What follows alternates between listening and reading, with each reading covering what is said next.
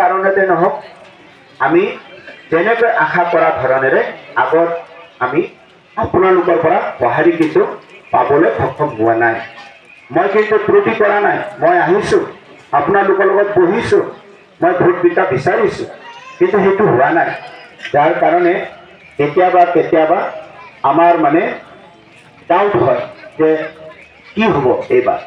পিছে মই আপোনালোকক কৈছোঁ, এইবাৰৰ যিটো লোকসভা নিৰ্বাচনত আমি যি ধৰণেৰে আপোনালোকৰ মাজত ভাৰতীয় জনতা পাৰ্টিৰ প্ৰতি উৎসাহ মই দেখিছোঁ, চৰ চাপৰিৰ পৰা আৰম্ভ কৰি গাঁও অঞ্চল যিমান ধৰ্মীয় সংখ্যালঘু মানুহৰ যি উৎসাহ আৰু তেওঁলোকৰ যি সঁহাৰি মই এইবাৰ দেখিছোঁ, যে মই মাননীয় মুখ্যমন্ত্ৰী মহোদয়ক কৈছোঁ, এইবাৰ যিটো আপোনালোকে মিটিঙত গৈছিলে কিজানি, মই কৈছোঁ যে এইবাৰৰ নিৰ্বাচনত ভাৰতীয় জনতা পাৰ্টিয়ে সংখ্যালঘুসকলৰ ভোট অধিক পৰিমাণে এইবাৰ পাবলৈ সক্ষম হ'ব বুলি মই আমাৰ মাননীয় মুখ্যমন্ত্ৰী মহোদয়ক কৈছোঁ।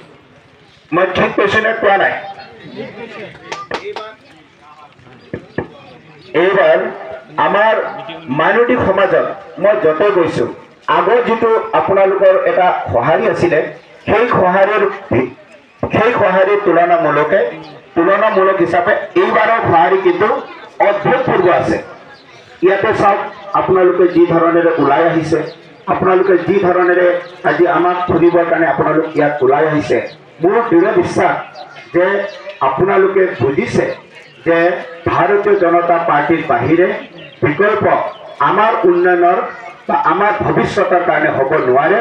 এই কথাটো আমাৰ মাইনৰিটি সমাজ হওক, মেজৰিটি সমাজ হওক বা সকলো জাতি ধৰ্মৰ মানুহে এইবাৰ বুজিছে। আৰু আমাৰ দূৰলৈকে, বহুত দূৰলৈকে আমাৰ প্ৰতিদ্বন্দ্বী কোনো ধৰণৰ মানে এক্টিভিটি আমি আজিলৈকে ক'তো দেখিবলৈ পোৱা নাই।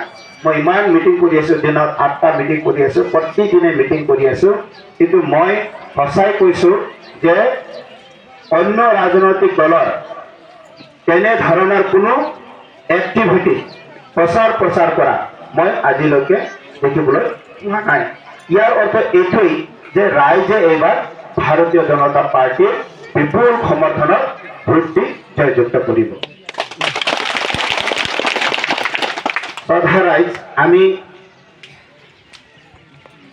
মই আপোনালোকক এটা কথা কওঁ যে নিৰ্বাচন ৰাইজৰ কাৰণে কিমান ইম্পৰ্টেণ্ট। এটা দিন আৰু এটা ভোট কিমান গুৰুত্বপূৰ্ণ এটা দেশৰ কাৰণে, এটা দেশৰ নাগৰিকৰ কাৰণে।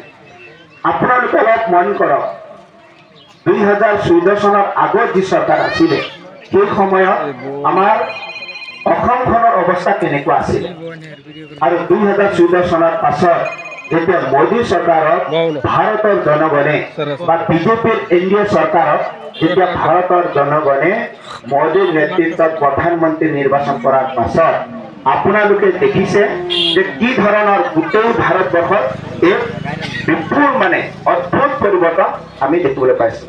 আনকি অসমকে আপোনালোকে চাওক যে আমাৰ অসমখন জ্বলন্ত এক সমস্যাৰে জৰ্জৰিত এখন অসম আছিলে। এনেকুৱা কোনো জাতি নাছিলে যি জাতিৰ সমস্যা নাছিলে, এনে কোনো জাতি নাছিলে যাৰ জাতিৰ আৰ্মছ এমিনেশ্যন থকা সংগঠন নাছিলে। কিন্তু আজি আমাৰ চৰকাৰ অহাৰ লগে লগে এই সকলোবিলাক নাইকিয়া হ'ল, শান্তি হ'ল, আৰু মানুহে আৰামত অন্তত থাকিব পৰা আমাৰ চৰকাৰৰ দিনত হৈছে। সেইকাৰণে মই আপোনালোকক ক'ব বিচাৰিছোঁ যে চৰকাৰৰ ভূমিকা অপৰিসীম। আপোনালোকৰ এই এটা ভোট আৰু এটা দিনটো এক বিশেষ দিন। এই বিশেষ দিনত আপোনালোকে যাতে সকলোৱে যাতে মিলি ভাৰতীয় জনতা